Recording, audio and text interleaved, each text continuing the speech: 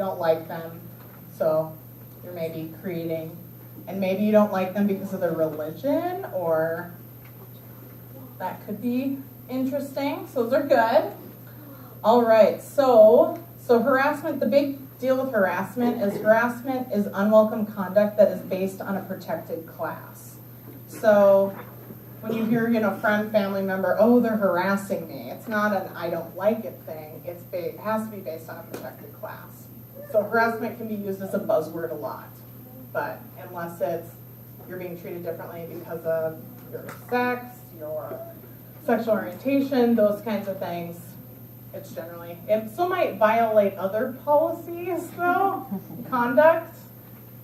Bullying in the workplace, right? That doesn't really exist legally yet. It does in schools, but not legally yet. That might be the conduct, like don't be a jerk at work policy. Not sure if you have one of those, but yeah. You need one? Yeah. It's usually, if you look at conduct, I bet it could fall under there.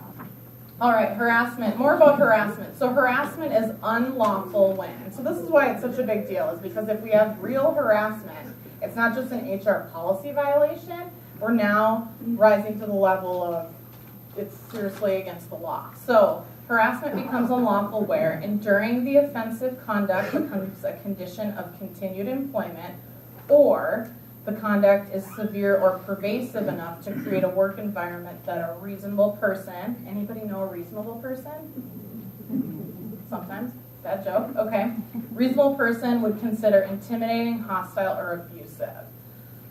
So it's kind of a mouthful, but again, it's, think about protected class and a condition of continued employment. So Matt Lauer, right? If you have to sleep with Matt Lauer, get locked in a dressing room at work to be able to be employed by MDC, that would be harassment. That's obviously a very extreme example, but unfortunately we all learned it happened.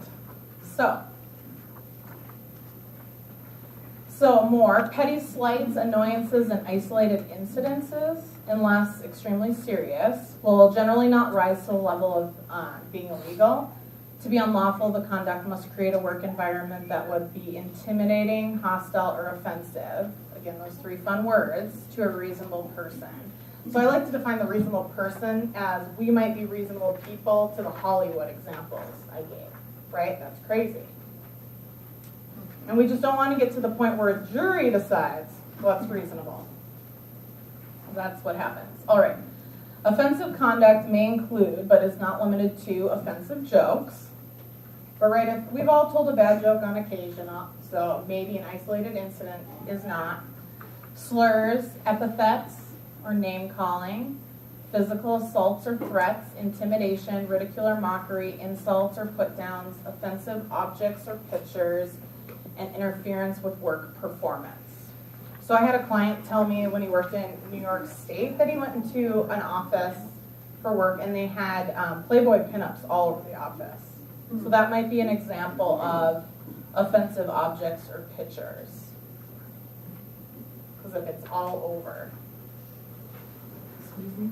Mm-hmm. Can you go into a little detail on interference with work performance?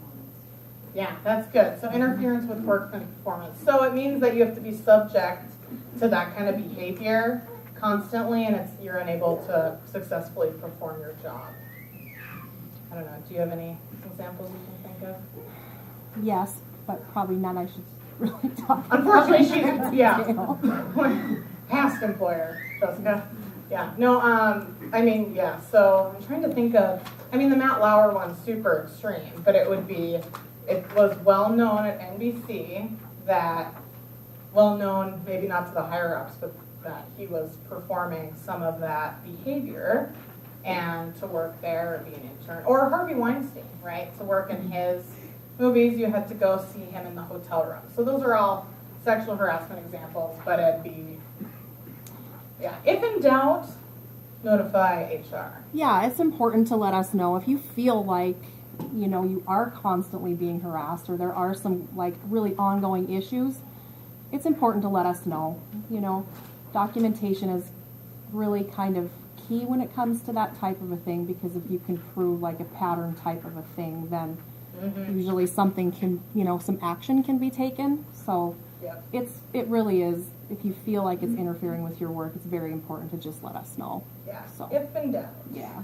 And then they have to, to the very extent possible, keep your complaint concern private. Yes. And it's pretty common that it's very rare that your name eventually gets released. We can never promise anything, and neither can attorneys, because people get Right. subpoenaed and things get out, but it's very rare. Yeah, to the extent possible, Right. always there's confidentiality. Because or else people wouldn't. And again, retaliation is illegal, because or else people would never bring forward any complaints. So even if I complain to Jessica that she was harassing me based on my race or something, she can't demote me because of it, even though she doesn't like me anymore. So protected on that. So the big thing is you guys deal with the public a lot, right? Your favorite tax-paying citizens. All right, so the harasser doesn't have to be a coworker or a supervisor.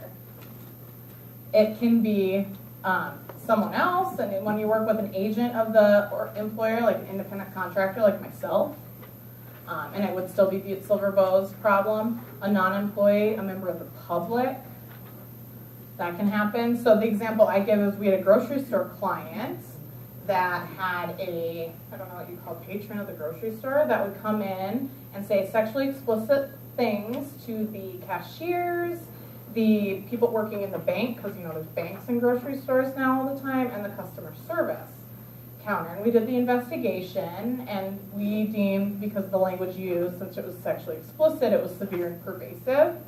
And we recommended that the owner tell the patron that they could not come in to the grocery store anymore because of the behavior. And that's kind of scary, right? Telling someone they can't. And then you guys have other issues with public areas. So if in doubt, ask Jessica. But it is our responsibility to make sure you don't receive any of that behavior. So asking people to leave the building, or that can happen. So be careful. Because if the grocery store owner didn't tell that patron to leave, then the owner would be harassing their employees, complicit. And that would be bad. All right, and the victim doesn't have to be the person harassed. It can be anyone affected by the offensive conduct. So even if they're not the target, but they witness it, they could also be the victim. And unlawful harassment may occur without economic injury. So you could be being harassed without being fired, for example. All right, so I won't make you do this question. I was like, who wants to give some examples of sexual harassment? I threw them up on the board. We have Matt Lauer, Harvey Weinstein, etc. But sexual harassment is the one that we hear about the most, and the one I'm obviously using the most examples for, because it's easier when we hear about it. Sexual harassment is unwelcome sexual advances or requests for sexual favors that, by intent or not, result in tangible loss of condition of employment, like you don't get the promotion because you didn't sleep with the boss or go on a date or whatever, a hostile working environment where the content of the behavior is sexually explicit, like that could be those Playboy pinups all over the walls. So that's one. It's where unwelcome sexual advances and the conduct is not welcome to the recipient, and the employer did not take immediate or appropriate corrective action. So that's why it's important to, bring it up the chain of command. And then Matt Lauer is my favorite example of that. Trying to think, I'll think of some more examples as we keep going. All right, so we already talked about this. The act of harassment can happen anywhere, but the big deal is when management knew or should have known that it happened. And my example for that is Penn State. Anyone Penn State football fan? It was sad when all that happened. But because coaches and management knew of it, that assumes the organization knew, even though maybe the higher levels did or didn't. And that's why they do things like take away the football program. So that's why congrats and condolences again to you supervisors. But if you especially have the liability to bring it to HR or the appropriate chain, because then that means everyone at Butte Silver Bow knew, if you know, and you didn't say anything. So usually that's where we hear about it the most, is that managers have good intentions and the victim reports it, and they don't want you to say anything, right? Because they don't want to make a big deal out of it, which is all normal. But unfortunately, if we don't, follow the complaint procedure, what will happen is it's eventually going to come up, and then we're in big trouble. Because we thought, well, they didn't want to report it, which is normal and common sense. HR is not common sense. A lot of laws aren't common sense as well. So, it's the big thing there. So the employer has to investigate. So when you raise a complaint, and another thing is, a lot of people, I see it a lot, they're like, well, I raised a complaint and nothing happened. So you don't know if anything happened, and it might, fair for you to complain about it and feel like nothing happened, but they can't actually tell you if anything happened because of privacy issues. So even if my complaint to Jessica got someone in trouble, I have no right to know that generally. So that's just something to keep in mind. All right, so we have to investigate, and refusal of the victim to cooperate in the process does not relieve us of our obligation to act and do an investigation. Failure to act implies the approval of the behavior by the employee. And then we will take corrective action to make the behavior stop. So just because you complain doesn't mean someone has to get fired. It just means the behavior has to stop. So sometimes it's just a write-up or a training or whatever, but sometimes it ends up being termination. All right, this is your harassment policy. So I don't know, Jessica, do you want to go through it quick, or do you want me to? You can. I tried to call her Is out, this but I gave her actually enough. ours? Yes, this is the copy and paste from yours. Okay. So, and you guys have the handout when you come in. But so this is just really important for you to know the procedure on it. So anytime, even if you perceive that a conversation or event is harassment, so if in doubt, follow this policy. Obviously, we encourage people to tell the person bothering you to stop, but it's also very common that you feel uncomfortable telling them to stop, so you don't have any obligation to do so. So you just want to report it to HR, and we will investigate everything promptly and keep it as confidential as possible. And generally, you can not worry about that.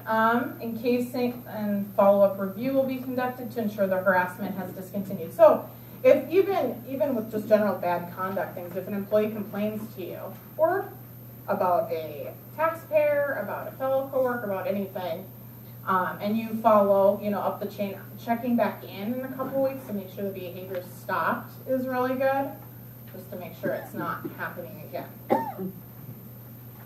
Anything else to add on that? Not really. I don't think so.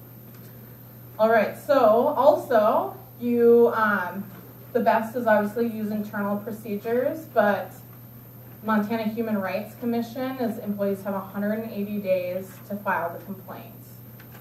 So they don't have to use the chain of command to do so. But you have a grievance procedure and your harassment procedure. All right, so any questions on harassment and discrimination? All right, so last 20 minutes we're going to do workplace violence. All right, workplace violence. So this is from OSHA.